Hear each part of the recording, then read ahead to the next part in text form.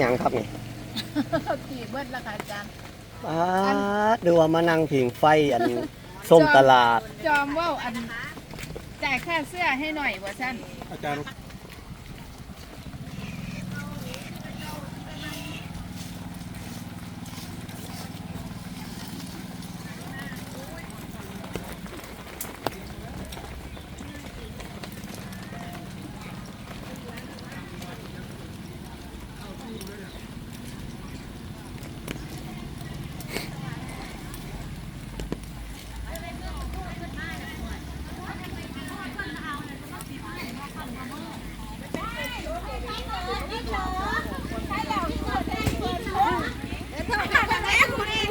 เด้อแล้วก็นี่ครับ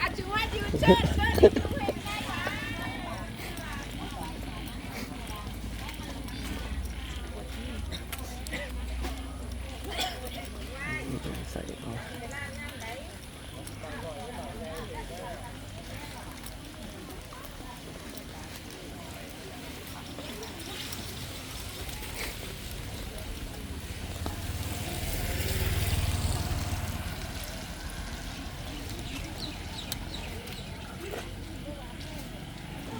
เป็นละโงกเปียกครับผม มีเห็ดด้วยครับมื้อนี้ จ้า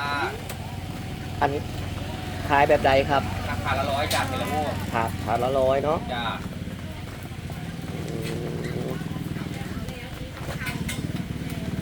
บาทได้นี่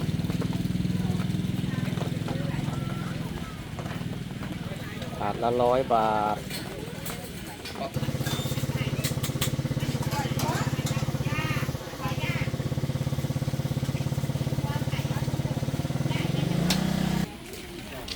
นี่กับข้าวเนาะพวงไข่ไก่ หมึกปลาซิวปนกบ อืม